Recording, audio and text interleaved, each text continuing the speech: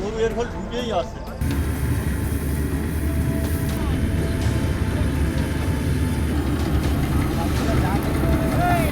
কালবৈশাখীর তাণ্ডব যেন আবারও মনে করিয়ে দিল প্রকৃতির ভয়ঙ্কর রূপ।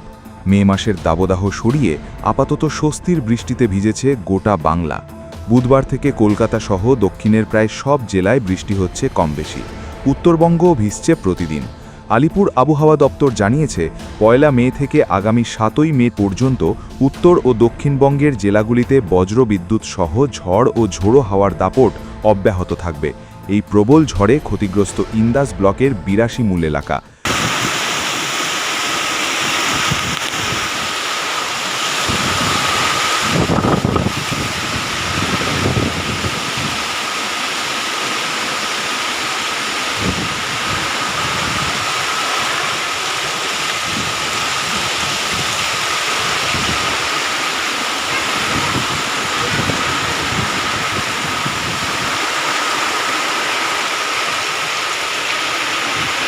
চরম বিপদের মুখে ধান চাষিরা।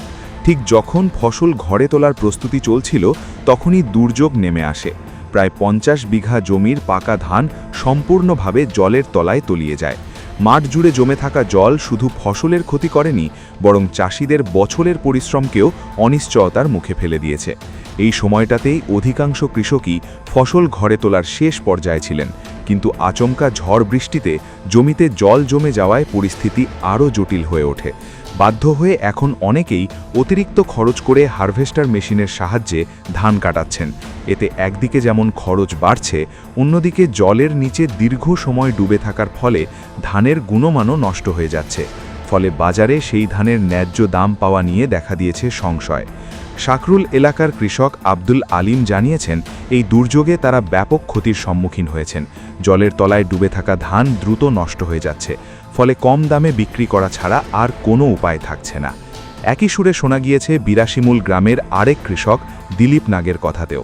তার কথায়, ধানের মান খারাপ হয়ে যাওয়ায় বাজার দর কমে যাবে আর ফসল নষ্ট হওয়ার আশঙ্কা রয়েছে, যা চাষিদের জন্য এক বিরাট আর্থিক ধাক্কা। ধানের ক্ষতি বলতে কি, সব ধান পড়ে গেছে, জলে ডুবছে, গাড়ি নামে নাই, রাস্তাঘাটের অবস্থা খারাপ। চাষিদের প্রতি অনেক ক্ষয়ক্ষতি হলো, ধান ঝরে গেছে, ঝড়টাতে নষ্ট বহুত হয়েছে। এটা হচ্ছে আমাদের সাংরুল পশ্চিমবঙ্গ। আমি এবছর ২.৫-৩ বিঘের মতো করেছি। না, আমার একটা ধান উঠে না এখনো, সব মাটিতে রয়েছে।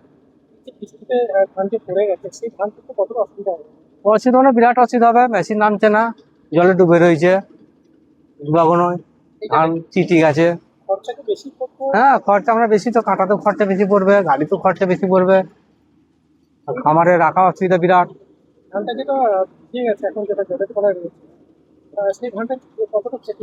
ক্ষতি মানে সবটাই ক্ষতি। ধরুন, ধান লাল হয়ে যাবে, পিল হয়ে যাবে, কল হয়ে যাবে, বিক্রি করতে গেলে দাম পাবো না, চাষিদের বহুত ক্ষতি।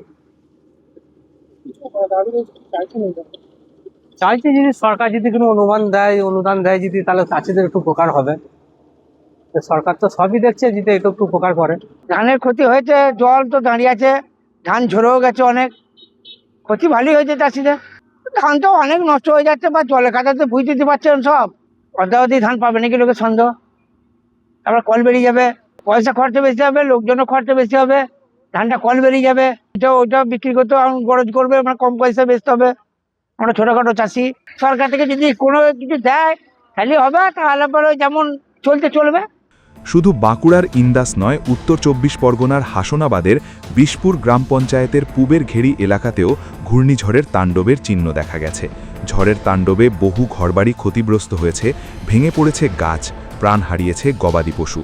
স্থানীয় বাসিন্দা লক্ষণ সরকার জানিয়েছেন, ঝড়ের তীব্রতা এতটাই ছিল যে মুহূর্তের মধ্যে বহু পরিবার বিপর্যস্ত হয়ে পড়ে, গবাদি পশু প্রাণ হারিয়েছে। আমার এখানটাতে আশঙ্কা ঝড়ে এই গাছ পড়ে গরু মারা গেছে, এই ঘর মিটার গেছে। এই মতো অবস্থায় আপনাদেরকে জানাচ্ছি যে এই আমার বিশাল ক্ষতি হয়ে গেছে। পরপর দুর্যোগের ফলে ক্ষতিগ্রস্ত কৃষক ও পরিবারগুলির মধ্যে চরম উদ্বেগ ও হতাশার পরিবেশ তৈরি হয়েছে। তাদের দাবি, দ্রুত প্রশাসনিক হস্তক্ষেপ ও আর্থিক সহায়তা ছাড়া এই ক্ষতি সামলানো সম্ভব নয়। প্রকৃতির এই নির্মম আঘাতে ভেঙে পড়া মানুষগুলোর পাশে দাঁড়ানো এখন সবচেয়ে গুরুত্বপূর্ণ কাজ। সমুদ্র উত্তাল থাকার আশঙ্কায় মৎস্যজীবীদের আগামী ৩ মে পর্যন্ত সমুদ্রে যেতে নিষেধ করা হয়েছে। ৪ মে ভোটের ফলাফল ঘোষণার দিনও বৃষ্টির ভ্রিকুটি থাকার সম্ভাবনা রয়েছে। এই ঘটনাগুলি শুধু ক্ষয়ক্ষতির হিসেব নয়, গ্রাম বাংলার জীবনের এক কঠিন বাস্তবতার প্রতিচ্ছবি। তাই দুর্যোগের এই ক্ষত মুছে দিয়ে নতুন করে ঘুরে দাঁড়ানোর আশায় দিন গুনছেন ইন্দাস ও হাসনাবাদের ক্ষতিগ্রস্ত বাসিন্দারা।